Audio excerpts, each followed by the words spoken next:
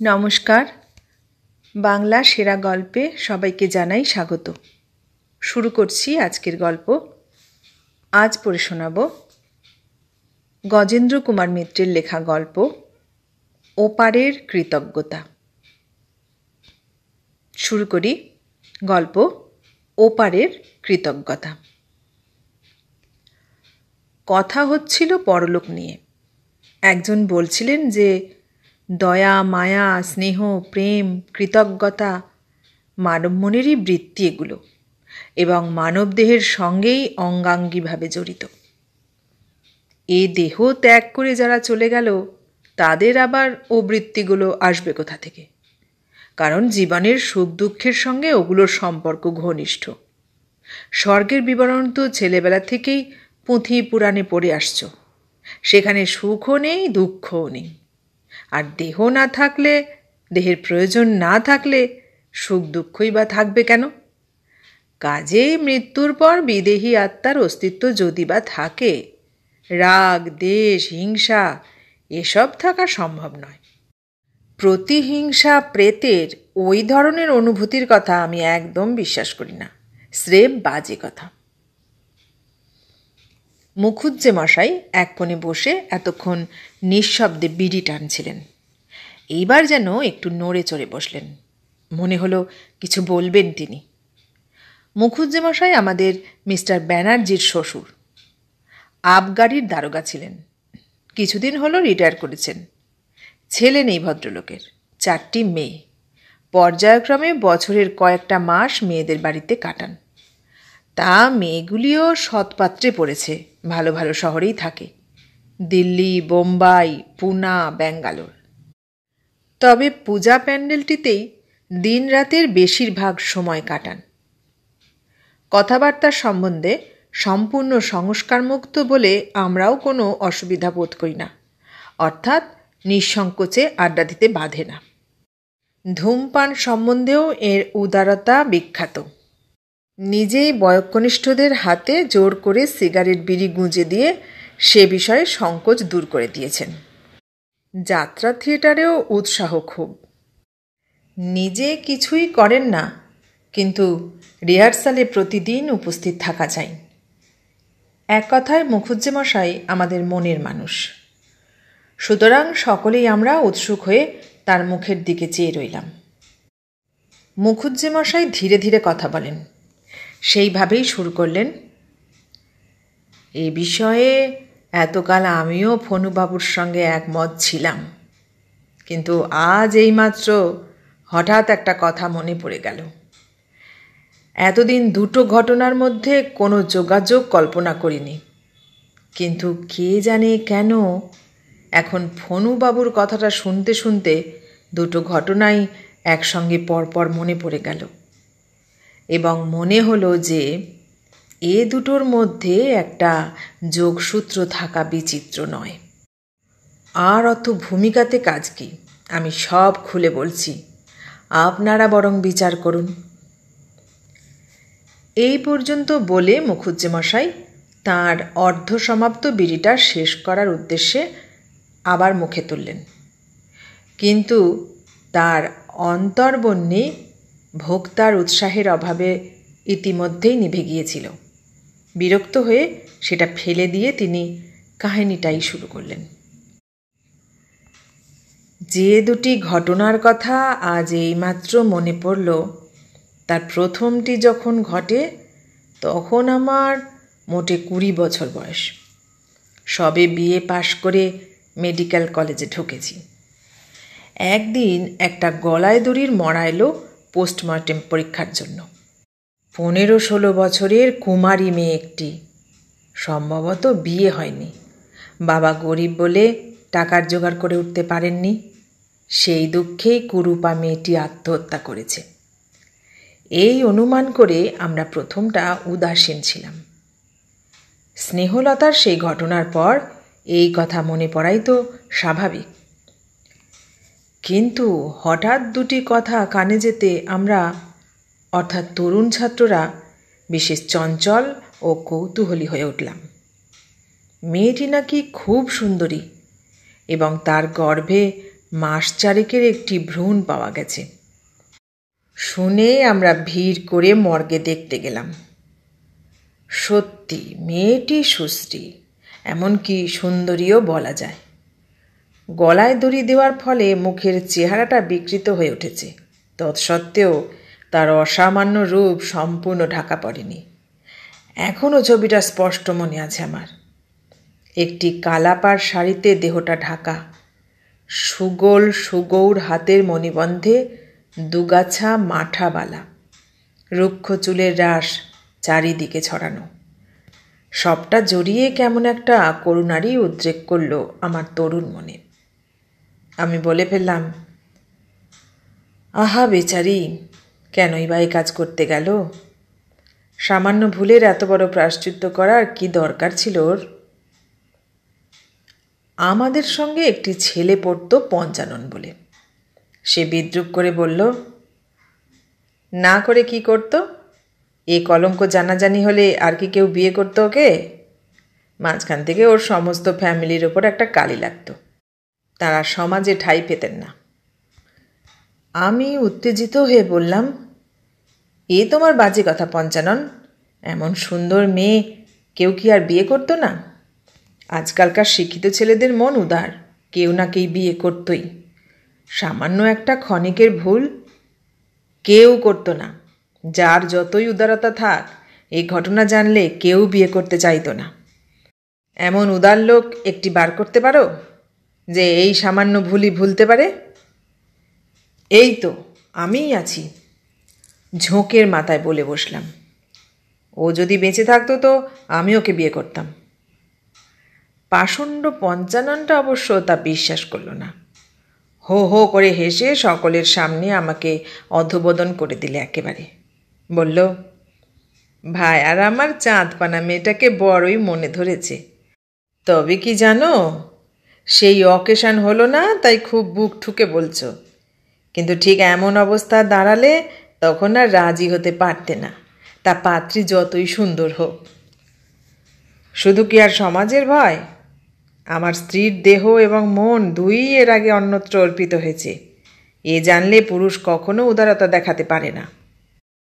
আমি পারতুম, তবুও জিদ করে বলি, এবং ভবিষ্যতে এরকম ক্ষেত্রে উপস্থিত হলে পিছিয়ে যাব না।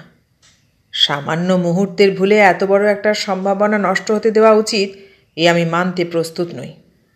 ভেবে দেখো দেখি, এই মেয়েটি বেঁচে থাকলে আনন্দ দিয়ে, সেবা দিয়ে, গৃহিণীত্ব দিয়ে একটি গোটা সংসারকে সুখী করতে পারত। পঞ্চানন মুখে একটু ফু করে শব্দ করে সবটাই উড়িয়ে দিলে। এই পর্যন্ত গেল প্রথম ঘটনার কথা। এত সামান্য এটা, আমার জীবনের সঙ্গে এর সম্পর্ক এত কম যে আজ এতকাল পরে কেমন করে যে কথাটা মনে পড়ল এই ভেবেই অবাক হচ্ছি।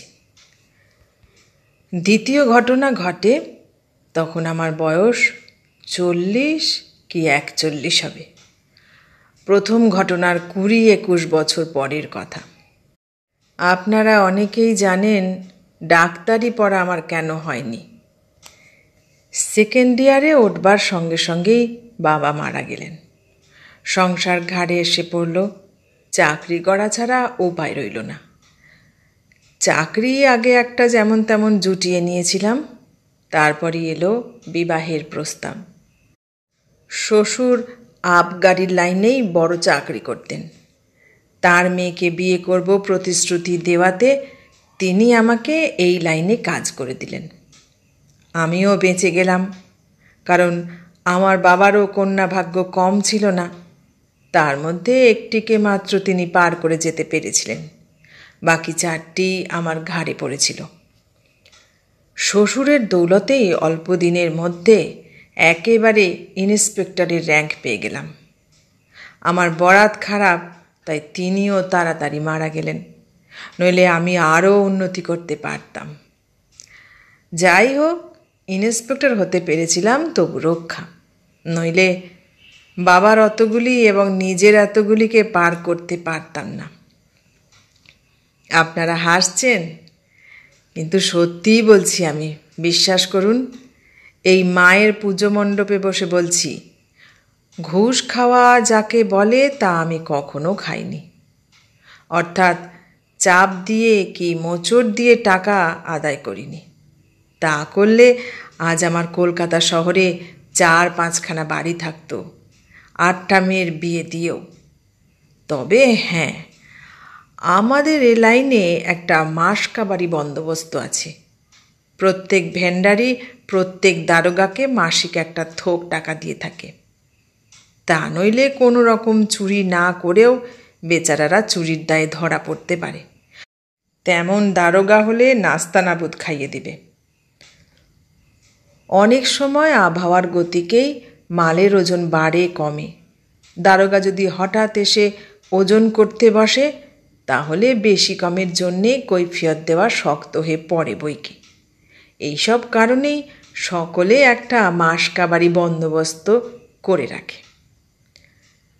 এটা আমি জানতুম না।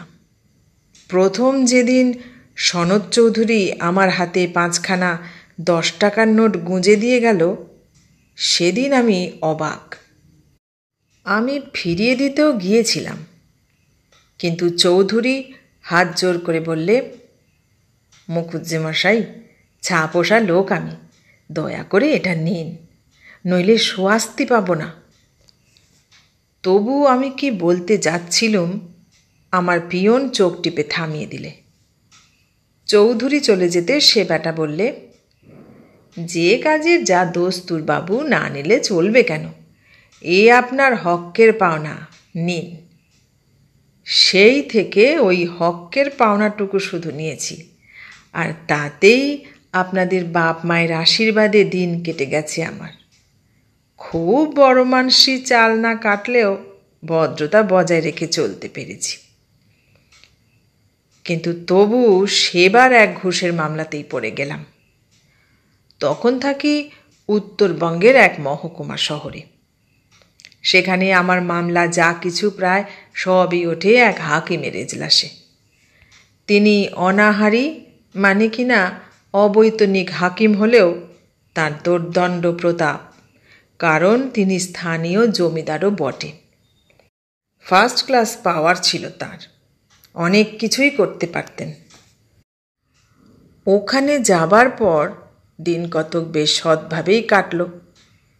কিন্তু কাল করলুম আমি।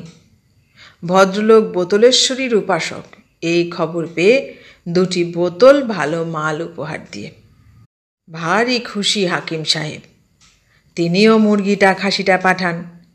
মকদ্দমা গেলেই আমার দিকে রায় হয়ে যায়। কিন্তু ওদিকে যে কাঙালকে শাকের ক্ষেত দেখানো হয়েছিল, অতটা আমি বুঝিনি। কদিন যেতে না যেতেই বন্ধুবান্ধবদের পার্টি দিয়েছেন এই অজুহাতে, আর 2 বোতল মাল চেয়ে পাঠালেন। তাও দিলাম। 1 সপ্তাহ যেতে না যেতে আবার, তারপর ঘন ঘন। অত দি কোথা থেকে? অত মাল সত্যিই কিছু বাড়তি হয় না। একদিন বিনয় বচনে ফিরিয়ে দিলাম তার চাপরাশিকে। দুপুর রাত্রে তার এক চিঠি নিয়ে লোকটা এলো আবার। মাল চাই, যেখান থেকে হোক। এবার আর রাগ সামলাতে পারলাম না, কড়া কথা বলে ফিরিয়ে দিলাম। ব্যাস, আর যাবে কোথায়? পরের দিনই কোর্টে গিয়ে দেখি সবাই আমার ওপর বিরূপ। যারা প্রত্যহ দেখা হলেই আত্মীয়তা জানাতো, তারা ভালো করে কথাও কইছে না। ব্যাপারটা কি হলো বুঝতেই পারি না। শেষে এক সময় থানার দারোগা বাবু চুপি চুপি ডেকে বললেন, ও মশাই, করছেন কি? জলে বাস করে কুমিরের সঙ্গে বিবাদ? যান, মিটিয়ে ফেলুন গে তাড়াতাড়ি। আমি বললাম, সে উপায় নেই, তাহলে আমার ঘটিবাটি বেচতে হবে। খুলে বললাম সব কথা তাকে। শুনে বললেন, এই যখন অবস্থা, তখন আপনার ওপর পড়া হয়ে অত বদান্যতা দেখাতে যাওয়া ঠিক হয়নি। এখন লোভ বেড়ে গেছে, কি করবেন? আমি তো ভালো ভেবেই করতে গিয়েছিলাম, কিন্তু ওর যে মরুভূমির পিপাসা, অত তো বুঝিনি। আর পয়সারই বা অভাব কি? কিনে খেলেই তো পারেন। দূর মশাই, মুফত পেলে কি কেউ দাম দিয়ে কিনে খেতে চায়? বেশ করেছেন, এখন বুঝুন ঠেলা। ভয়ে ভয়ে বললাম, তাহলে এখন উপায়? দারোগাবাবু মুসলমান, ওপর দিকে হাত দেখিয়ে বললেন, খোদাকে ডাকুন, আমি তো আর কিছু পথ দেখছি না। উনি যা আশঙ্কা করেছিলেন তাই হলো। সেদিনের মামলাতেই দেখলাম বাঁকা সুর। হাকিম নিজে আসামি পক্ষের হয়ে আমার সাক্ষীদের জেরা করতে লাগলেন। সেদিনের মামলা ডিসমিস হয়ে গেল। পরের দিন একটা বড় কেস ছিল। হাতে নাতে ধরেছি, একটা মদ চোলাইয়ের ব্যাপার। জলজ্যান্ত সাক্ষীরা রয়েছে। ও হরি, আগের দিন রাত্রে পর্যন্ত সাক্ষীদের গড়ে পিটে ঠিক করে রেখেছি। পরের দিন সকালে দেখি সব সাক্ষী উল্টো পাল্টা বকছে। একজন তো পরিষ্কার বললে, দারোগাবাবু আমাকে এমনি বলতে শিখিয়ে দিয়েছেন। সঙ্গে সঙ্গেই মনে পড়ল, ওরা সব কজনই হাকিম বাহাদুরের প্রজা। আমি তো কাল পর্যন্ত গড়ে পিঠে রেখেছি, আজ সকালে নিশ্চয় কাছারি বাড়িতে ডেকে ওদের নতুন পাঠ দেওয়া হয়েছে। পরে শুনেওছিলাম যে আমার অনুমানই সত্য, কিন্তু তখন আর উপায় কি? বসে বসে আঙুল কামড়ে অনুতাপ করা ছাড়া। কথাটা আমার আগেই মনে পড়া উচিত ছিল। ইস, ফল যা হলো তা বুঝতেই পারছেন। অলমিতি বিস্তারণ। মামলা তো কেঁচে গেলই, তার উপর রায় লেখা হলো সাজানো মামলা। সম্ভবত বিদ্বেষবশতই আমি এই মামলা এনেছি। বলা বাহুল্য, রায়ের নকল সদরে আমার ওপরওয়ালাদের কাছেও পাঠানো হলো। এ কিন্তু শুরু, এখানেই শেষ নয়। 5-7 দিনের মধ্যে আমার যা অবস্থা হলো তা অবর্ণনীয়। কোনো মামলাই দাঁড়ায় না। এমনি তো আমাদের মামলার সাক্ষী সাবুদ বিশেষ থাকা মুশকিল। সাধারণত দারোগার রিপোর্টের ওপরেই মামলা চলে। তারও পরে যেসব কেসে সাক্ষী সাবুদ আছে সেসব কেসও দাঁড় করাতে পারি না। লম্বা লম্বা তারিখ নিয়ে কোনো মতে শেষের মামলাগুলো পিছিয়ে দিলাম। কিন্তু শেষ পর্যন্ত যে দুর্নাম নিয়ে চাকরি থেকে বেরিয়ে যেতে হবে আর সন্তানদের হাত ধরে পথে পথে ভিক্ষা করতে হবে, এ সম্বন্ধে আর কোনো সংশয় রইল না মনে মনে। এই তো অবস্থা। এর মধ্যে স্ত্রী পড়লেন অসুখে। বেশ বাঁকা ধরনের অসুখ। অবস্থা দেখে ডাক্তারও ভয় পেয়ে গেলেন। ফলে একদিনের ট্যুর প্রোগ্রাম বন্ধ রাখতে হলো। এমন যে বন্ধ হয় না তা নয়, হয়। ওপরওয়ালারাও তা জানেন এবং সুবিধা অসুবিধা বুঝে চোখ বুঝেই থাকেন তাঁরা। যেদিন যাবার কথা সেই দিনই রাত্রে ওপরওয়ালা সুপারিনটেন্ডেন্টের কাছ থেকে চাপরাশি এলো, সাহেব এখনই ডাকছেন। মিনতি করেই বললাম, স্ত্রীর অবস্থা খুব খারাপ, ছোট ছোট মেয়েদের ভরসায় ফেলে রেখে যাই কি করে। চাপরাশি ফিরে গেল, কিন্তু আবার ঠিক ভোরবেলা এসে হাজির। সাহেব এখনই ডাকছেন। বিরক্ত হলেও উপায় নেই, যেতেই হলো। আমার এই বড় মেয়ের তখন সবে 13 বছর বয়স, বাকি তো আরও ছোট ছোট। তবু ওদের হাতেই ওই শক্ত রোগী ছেড়ে দিয়ে চললাম সাহেবের বাংলোয়। সাধারণত অত ভোরে সাহেবদের উঠবার কথা নয়। বুঝলাম আমাকে জব্দ করবার জন্যেই উঠেছেন। ফলে মেজাজ নিশ্চয়ই আরও খারাপ হয়ে আছে। তবু কোন পথে ফাঁড়াটা আসবে তখনও বুঝিনি। গিয়ে দাঁড়াতেই বিনা ভূমিকাতে প্রশ্ন করলেন, ডায়েরি এনেছেন? এই ডায়েরিটা আমাদের চাকরির একটা প্রধান অঙ্গ। এটি সর্বদা কাছে রাখতে হয়। এবং আপ টু ডেট হয়ে থাকা চাই। ওপরওয়ালা যখনই দেখতে চাইবেন তখনই দেখাতে হবে, আর সব এন্ট্রি ঠিক রাখতে হবে, নইলে ব্ল্যাক মার্ক পড়বে চাকরির খাতায়। ডায়েরি সঙ্গে ছিল, বার করে দিলাম। না খুলেই জিজ্ঞাসা করলেন, কাল ইন্সপেকশনে গিয়েছিলেন? কি যে দুর্মতি হলো মশাই, কতকটা ভয়ে ভয়েই বলে ফেললাম, হ্যাঁ।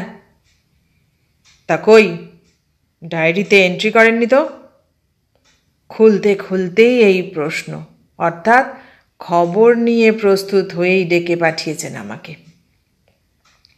আর এই প্রশ্নের সঙ্গে সঙ্গেই একটা তথ্য মনে পড়ে গেল, সাহেব আমার সেই পরম বন্ধু হাকিম বাহাদুরের শালা। কথাটা বহুদিন আগে শুনেছিলাম বলেই মনে ছিল না, অথচ মনে পড়া উচিত ছিল, কারণ সাহেব তদবির করেই এইখানে বদলি হয়ে এসেছেন এটাও জানতাম। বুঝলাম অমন নির্জলা মিথ্যে কথাটা বলা ঠিক হয়নি, কিন্তু তখন আর উপায় কি? হাতের পাশা আর মুখের কথা একবার বেরিয়ে গেলে আর ফিরিয়ে নেওয়া যায় না। অগত্যা ঢোক গিলে বললাম, বাড়িতে বড্ড অসুখ স্যার, তাইতেই। এই এন্ট্রি তো ইন্সপেকশনে গিয়ে সেইখানে বসেই করবার কথা। অসুখ তো আপনার বাড়িতে, তাছাড়া অসুবিধে থাকলে ছুটি নিলে পারতেন। যতক্ষণ তা না নিচ্ছেন সরকারি কাজ সাফার করতে পারে না তো। নীরব নতমুখে দাঁড়িয়ে রইলাম। তিনি একবার নিঃশব্দে আমার আপাদমস্তক দেখে নিয়ে গম্ভীর কণ্ঠে শুধু বললেন, এখনই লিখে ফেলুন। কি আর করব, লিখলাম বসে। কাল্পনিক ইন্সপেকশনের কতকগুলো বানানো মন গড়া বিবরণ। তিনি বিনা বাক্যে ডায়েরিটা পকেটে ফেলে বললেন, আপনি এখন যেতে পারেন, এটা আমার কাছেই থাকবে। চলে এলাম বাড়িতে। সেদিন আর একটা ইন্সপেকশন ছিল, এটাই আর ডুব মারতে সাহস হলো না।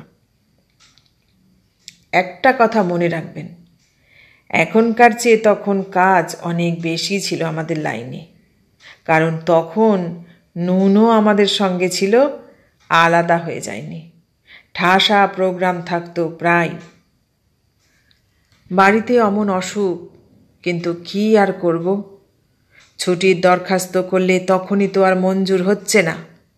সে ছুটি এসে পৌঁছতে স্ত্রী হয় ভালো হয়ে উঠবেন, নয়তো আমার দ্বিতীয় দ্বার পরিগ্রহের পথ সুগম করে দিয়ে সরে পড়বেন। ইন্সপেকশন ছিল 18 মাইল দূরের এক গ্রাম্য বাজারে। গরুর গাড়িতে যেতে হবে। গাড়ি তৈরি করতে খবর পাঠিয়ে অফিসের কাজ সারতে বসলাম। মনটা খারাপ ছিল, ফলে যত তাড়াতাড়ি করতে চাই ততই যেন দেরি হয়ে যায়। এই করতে করতে যখন রওনা হতে পারলাম শেষ পর্যন্ত, তখন দুপুর গড়িয়ে গেছে। গরুর গাড়ির মন্থর যাত্রা। পিয়ন কাম চাপরাশি বটকৃষ্ণ আছে সঙ্গে। সে বকতে বকতে চলেছে, আমি মুখ বুজে কত কি ভাবছি। এইভাবে যেতে যেতে বিকেলের দিকে এক মাঠ পার হচ্ছি, দেখি পিছন থেকে কে ডাকছে। অবাক হয়ে চেয়ে দেখি আমার বন্ধু সেই মুসলমান দারোগা প্রাণপণে সাইকেল ঠেলে আসছেন। গাড়ি দাঁড় করিয়ে তাড়াতাড়ি নেমে পড়লাম। দারোগাবাবু আমাকে ওরই মধ্যে একটু তফাতে ডেকে নিয়ে গিয়ে বললেন, ও মশাই, করেছেন কি? ইন্সপেকশনে না গিয়েই ফলস রিপোর্ট দিয়েছেন? এই যে বিশ্রী কেসে পড়বেন একেবারে। তখন তাকে সব কথা খুলে বললাম।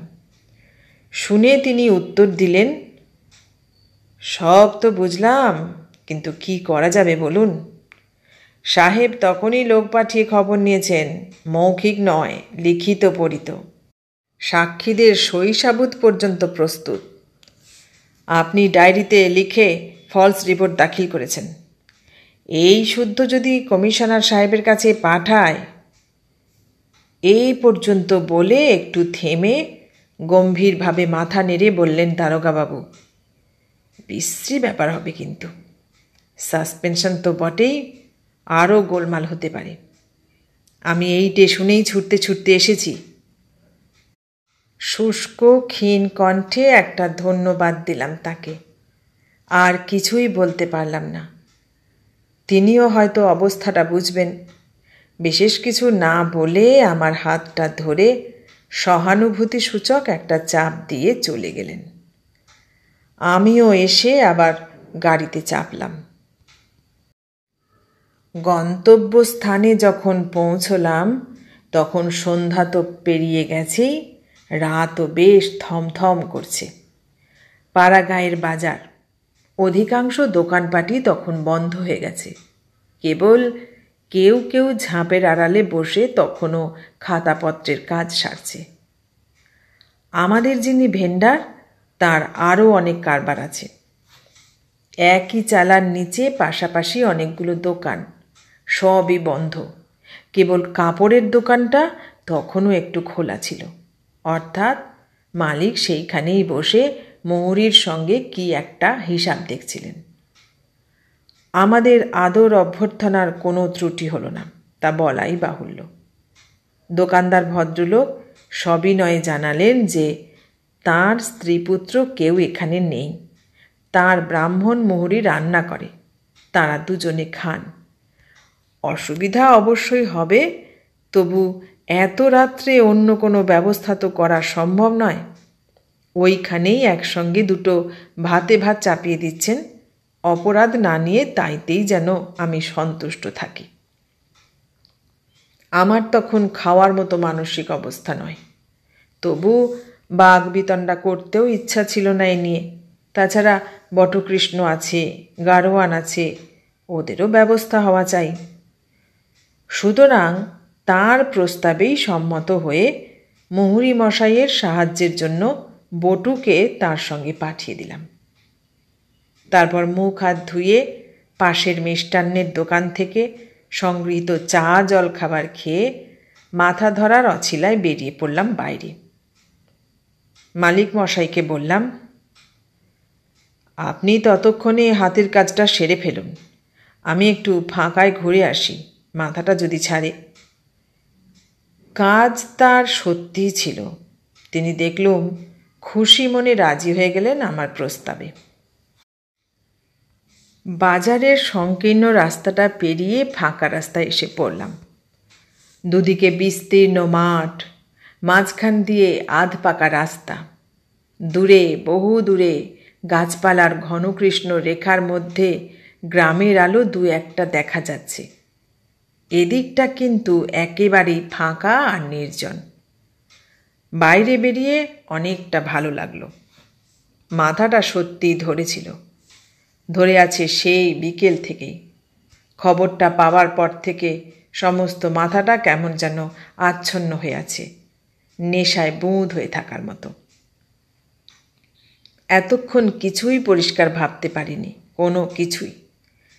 এইবার একটু একটু করে চিন্তা শক্তি বা বিচার শক্তি ফিরে পেলাম যেন। কি করব? করবার তো একটি মাত্র পথই খোলা আছে, বন্দুকটা সঙ্গেই আছে। আত্মহত্যা ছাড়া এ অপমানের হাত এড়াবার আর কোনো পথ নেই। চারিদিক থেকে বিপদ এসে যেভাবে ঘিরে দাঁড়িয়েছে, তাতে পরিত্রাণের আর কোনো পথ নেই। এতকাল যথাসম্ভব সৎপথে থেকে কর্তব্য পালন করার যদি এই পুরস্কার হয়, তো আমি আর কি করতে পারি? মিথ্যা এত বড় দুর্নামে চাকরি যাবে, হয়তো অন্য কোনো শাস্তিও হতে পারে। তারপর কি আর কোথাও কাজ পাবো? আর পেলেও মুখ দেখাবো কি করে? এরপর এমনকি আমার স্ত্রী বা মেয়েরাও হয়তো আমার কথা বিশ্বাস করবে না, ভাববে আমারও খানিকটা দোষ ছিল। না, আর কোনো পথ নেই মৃত্যুর পথ ছাড়া। ওদের কি হবে তা জানি না। 1000 কতক টাকায় জীবন বীমা আছে এই পর্যন্ত। আমার স্ত্রীর পিতৃদত্ত সামান্য কিছু গয়নাও আছে। ওর ভাই ভালো লোক, বিধবা বোনকে হয়তো দেখবেও। কিন্তু দেখুক বা না দেখুক, আমি বেঁচে থেকেই বা কী করতে পারতাম? সত্যি সত্যিই ভিক্ষে করা তো আর সম্ভব নয়। মন স্থির করতে পেরে অনেকটা প্রফুল্ল হয়ে উঠলাম। এখানে কেলেঙ্কারি করে এদের বিপদে ফেলব না। কাল যাবার পথে গাড়িতেই কাজ সারা যাবে। আরও নিশ্চিন্ত হয়ে এবার বাজারের দিকে ফিরলাম। শুক্লপক্ষের রাত, কিন্তু আকাশে পাতলা মেঘ থাকায় আলোটা কিছু ম্লান। তবু পথঘাট দেখার পক্ষে যথেষ্ট বৈকি। ফাঁকা রাস্তাটা ছেড়ে বাজারের মুখটায় এসেছি, হঠাৎ চমকে উঠলাম। সামনে একটি মেয়ে দাঁড়িয়ে, প্রায় আমার পথ জোড়া করেই। এইখানে এত রাতে মেয়ে? একে মেঘলা আলো, তার উপর সেখানটায় কতকগুলো চালার ছায়া, বেশ আলো আঁধারি মতোই হয়েছিল। তবুও আকার ইঙ্গিতে মনে হলো কোনো ভদ্রলোকের কুমারী মেয়ে হবে। বয়সও সম্ভবত খুব বেশি নয়। কিন্তু ভদ্রলোকের মেয়ে এই নির্জন বাজারের পথে একা কী করছে? আর আমার পথ জোড়া করেই বা কেন? মেয়েটি কিন্তু নিঃশব্দে স্থির হয়ে দাঁড়িয়েই রইল। আমাকে একেবারে সামনে আসতে দেখেও নড়ল না। কি আপদ! এখন করি কি? কি মতলবের? খারাপ মেয়েটে নয় তো? এসব দেশে বাজারের সঙ্গে সঙ্গেই বদপাড়াটা থাকে। এ কি সেই ঘরেরই কেউ? আমাকে শিকার ধরতে এসেছে? বিরক্ত হয়ে উঠলাম। বেশ বড় করে বিরক্তিসূচক গলা খাঁকারিও দিলাম একটা। এবার সে মেয়েটি নড়ল, কিন্তু দূরে সরে গেল না, পিছুও হটল না। বরং বেশ সপ্রতিভভাবেই এগিয়ে এসে আমার হাতের মুঠোর মধ্যে একটা কি কাগজ গুঁজে দিয়ে আমি বিস্ময়টা সামলে নেবার আগেই পিছন ফিরে বাজারের ছায়া অন্ধকার পথে বেমালুম অদৃশ্য হয়ে গেল। এ কি কাণ্ড রে বাবা! আমি তো অবাক। কোনো প্রশ্ন করব কি কাগজটা ফিরিয়ে দেব, কিছু একটা করার আগেই মেয়েটি যেন বাতাসে উবে গেল। প্রথম বিস্ময়ের বিহ্বলতা কেটে যাওয়ার সঙ্গে সঙ্গে অকস্মাৎ একটা ভয় আমাকে পেয়ে বসল, অজ্ঞাত একটা আতঙ্ক। সমস্ত শরীর হিম হয়ে এলো যেন, বুকের মধ্যে গুরু গুরু করতে লাগলো। আরও ভয় হলো যখন প্রায় সঙ্গে সঙ্গেই মনে পড়ল হাতে কাগজটা গুঁজে দেবার সময় ওই মেয়েটার হাতের কোনো স্পর্শ পেলাম না তো। প্রথমটা একেবারে আড়ষ্ট হয়ে গিয়েছিলাম, কিন্তু তারপরেই মনকে শাসন করলাম। আমি লেখাপড়া জানা লোক, আমার একই মেয়েদের মতো অহেতুক ভয়। তাছাড়া আমি ব্রাহ্মণ, পৈতাটা আছে, দুবেলা গায়ত্রীও জপ করি সাধ্য মতো। আমার কে কি করবে? মনে একটু সাহস এলো। নিজের অজ্ঞাতসারেই কতকটা গায়ত্রী জপ করতে করতে জোরে জোরে পা ফেলে দোকানে এসে উঠলাম। দোকানে এসে ওখানকার আলোতে কাগজটা মেরে ধরে অবাক হয়ে গেলাম। এ যে হাকিম বাহাদুরের হাতের লেখা। এ যে সেই চিঠি দুপুর রাতে যেটা পাঠিয়েছিলেন। মদ না দেওয়াতে রাগ করে লিখেছিলেন, যেখান থেকে হোক মাল তাকে দিতেই হবে। বন্ধু বান্ধবদের ডেকে এনে তাকে যদি অপ্রস্তুত হতে হয় তো ফল ভালো হবে না, এমন একটা ইঙ্গিতও সে চিঠিতে ছিল। ওহ, এই চিঠিটা তারপর কত যে খুঁজেছি। তখন রাগ করে চিঠিটা মুচড়ে ফেলে দিয়েছিলাম। তারপর আর বহু চেষ্টা করেও খুঁজে পাইনি। সমস্ত কাগজপত্র, ঘরের প্রত্যেকটি কোণ, মায়ে আস্তাকুর পর্যন্ত তন্ন তন্ন করে খুঁজে দেখেছি। এতকাল পরে এ চিঠি কোথা থেকে এলো? আর ওই মেয়েটি বা কে? বেশিক্ষণ ভাববারও সময় নেই। দোকানের মালিক কৌতূহলী হয়ে প্রশ্ন করলেন, কার চিঠি দারোগাবাবু? কথাটা চেপে গিয়ে বললাম, এ পুরনো চিঠি, পকেটে পড়েছিল, হঠাৎ হাতে ঠেকলো তাই দেখছি। পরের দিন যথাসম্ভব দ্রুত কাজ সেরে ফিরে এলাম। মরা আর হলো না, আর দরকারও ছিল না মরবার। বাসায় এসে স্ত্রীর খবর নিলাম। তিনি একটু ভালোই আছেন দেখলাম। ওখান থেকে সোজা এসে উঠলাম সাহেবের বাংলোয়। সাহেব আমাকে দেখে বিরক্তিতে ভ্রু কুঞ্চিত করে বললেন, কি? দ্বিতীয় শব্দ উচ্চারণ করতে যেন অসুবিধা হলো তাঁর। যথাসম্ভব সবিনয় ভাব বজায় রেখে বললাম, আমার ডায়েরিটা চাই, আজকের এন্ট্রিটা লেখা দরকার। ডায়েরি এখন ফেরত পাবেন না, আর আপনার এতে কিছু লেখবার দরকারও হবে না। আমি সদরে কমিশনার সাহেবের কাছেই ওটা পাঠিয়ে দিচ্ছি, উইথ দ্য নোট যে আপনি মিথ্যা রিপোর্ট করেছেন এবং ডায়েরিতেও মিথ্যা কথা লিখেছেন। তিনি বোধহয় আশা করেছিলেন যে এরপর আমি একেবারে তাঁর জুতো পরা পায়ে আছড়ে পড়ব। সেই প্রত্যাশাতেই যেন আরও কঠিনভাবে চেয়ে রইলেন আমার দিকে। আমি কিন্তু খুব উৎফুল্ল ভাব দেখালাম। বললাম, ভালোই হলো, আপনাদের কীর্তিটা নিজে থেকে তাকে জানাতে বাদ ছিল, এবার আর বাধা রইল না, আত্মপক্ষ সমর্থনে সবই বলা যায়। মুখে অবিচলিত ভাব বজায় রাখলেও কণ্ঠস্বরে বুঝলাম যে তিনি বেশ একটু অবাক হয়েছেন। প্রশ্ন করলেন, তার মানে? হাকিম সাহেবের চিঠিখানা বার করে দূর থেকে মেলে ধরলাম। বললাম, এই আমার ব্রহ্মাস্ত্র।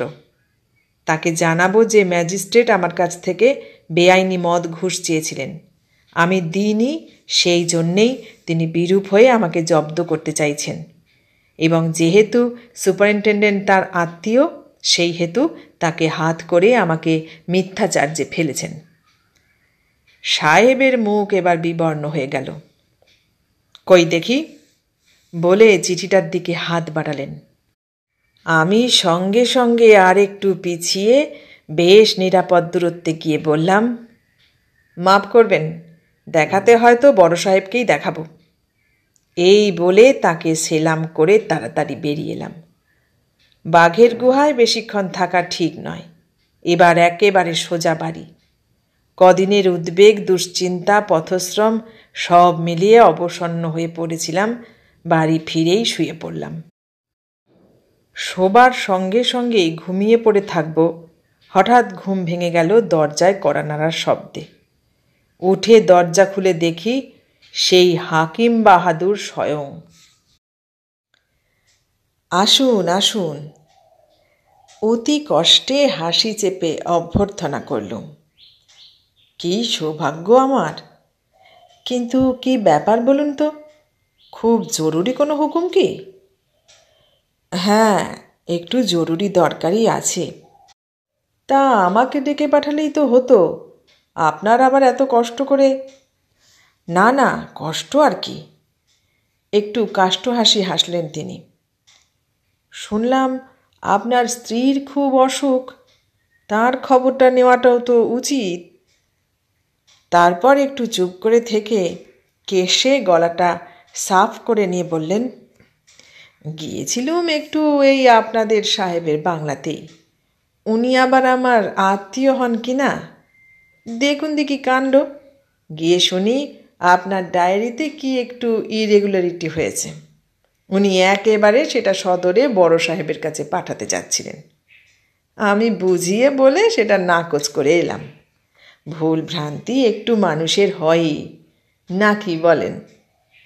সেসব ভুলকে খুব বড় করে দেখায় আবশ্যক আছে কি? যাক, উঠি। আপনার স্ত্রী তাহলে এখন একটু ভালো? বটুর মুখে যা শুনলাম। শুয়ে পড়ুন, কিছু মনে টনে করবেন না। অসময়ে ঘুম ভাঙালুম। কাল তো আপনার একটা কেস আছে না? ব্যাটারা বড্ডই বাড়িয়েছে, ওদের এক্সাম্পলারি সাজা হওয়া দরকার। আচ্ছা, আসি, নমস্কার।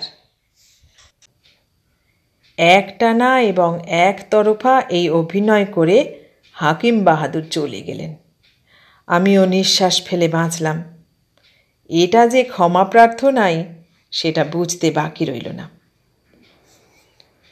এই পর্যন্ত বলে মুখুজ্জে মশাই আবার একটা বিড়ি বার করলেন। ফণুবাবু সাগ্রহে বসে শুনছিলেন। এইবার বলে উঠলেন, তারপর? তারপর আর কি, কিছুই না। সব গণ্ডগোল মিটে গেল। হাকিম পরের দিন থেকে যা ব্যবহার করতে লাগলেন যেন সে লোকই না। কেস গেলেই আমার পক্ষে রায়। আদালতেও খাতির বাড়ল। কেবল আমার বন্ধু সেই দারোগা আমার ওপর একটু বিরূপ হয়ে রইলেন। কেন? মানে উনি আমাকে কেবলই জিজ্ঞাসা করতেন যে কি করে আমি কি ম্যানেজ করলুম, কিন্তু সত্যি কথাটা কিছুতেই বিশ্বাস করতেন না। ভাবতেন আমি কিছু গোপন করছি, নয়তো ঠাট্টা করছি। মুখুজ্জে মশাই চুপ করে গেলেন। আবার আমাদের দলপতি অপূর্ববাবু প্রশ্ন করলেন, তা এটার সম্বন্ধে আপনার কি মত? না ভাই, মত টত কিছু নেই আমার। ব্যাপারটা যে কি তা আমি আজও জানি না। তবে একটা কথা এইমাত্র ওই ফণীবাবুর কথা শুনতে শুনতেই মনে পড়ল, আর সেই জন্যই গল্পটা বললুম, যে সেই রাত্রে সেই মেয়েটির বেশভূষা অল্পক্ষণের জন্যে দেখলেও দুটি জিনিস তখনই আমার নজরে পড়েছিল। সেটা হচ্ছে ওর পরনে কালাপাড় দেশি শাড়ি আর দুগাছি মাঠা বালা। কথাটা কিন্তু এর আগে এমন করে কোনো দিন মনে পড়েনি। আশ্চর্য! মুখুজ্জে মশাই এবার জুত করে বিড়িটি ধরালেন।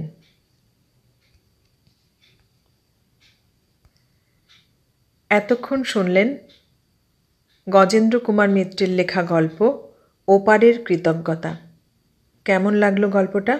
ভালো লাগলে লাইক, কমেন্ট, শেয়ার করবেন, আর নতুন বন্ধু হলে সাবস্ক্রাইব করার অনুরোধ রইল। সবাইকে অনেক ধন্যবাদ জানিয়ে আজ এখানেই শেষ করলাম।